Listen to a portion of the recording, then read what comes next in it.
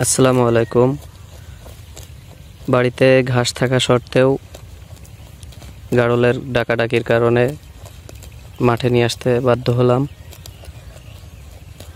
গাড়লের সামনে যতই ঘাস থাকুক না কেন, তারা খুব ডাকাডাকি করে যত সময় আপনি মাঠে না নিয়ে আসবেন। এরা মাঠে চড়ে খেতে পছন্দ করে। সবাই দেখুন কি সুন্দর ঘাস খাচ্ছে। শখের জিনিস ভাই, এদের ডাকাডাকি একটু সহ্য করতে পারি না। সেটা হোক সকাল বা দুপুর বা বিকাল, যখনই সময় পাই আমি গাড়ল দুটিকে নিয়ে মাঠে চলে আসি। আমার ভালো লাগে। এবং দেখুন গাড়ল দুটি আগের থেকে আলহামদুলিল্লাহ বড় হয়েছে, সুস্থ আছে।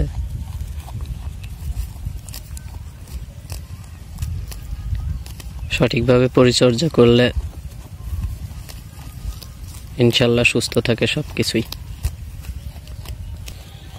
এখন শুধু একটাই চিন্তা, খামারটা কবে বড় করব, আরও কিছু গাড়ল কবে কিনব। তবে ইনশাল্লাহ আর বেশি দিন নাই, আর কিছুদিন পরেই 4-5টা কিনে নিয়ে আসবো। সব বড় গাড়ল নিয়ে আসবো, পেটে বাচ্চাওয়ালা, যাতে 2-1 মাসের ভিতরেই আমার খামারে এসে বাচ্চা দেয়। কেউ যদি গাড়ল কিনতে চান তাহলে প্রেগন্যান্ট গাড়ল কিনবেন, যাতে করে আপনার 1-2 মাসের ভিতরে বাচ্চা হয়।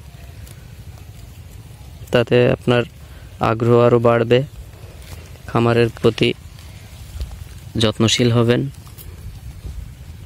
তা না হলে আমি যে বাচ্চা কিনেছি 3 মাস বয়সের এই বাচ্চা দুটো, এদের প্রেগন্যান্ট হতে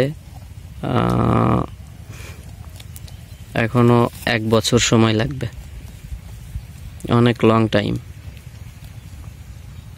তো সবাই দোয়া করবেন, ভালো থাকবেন সবাই।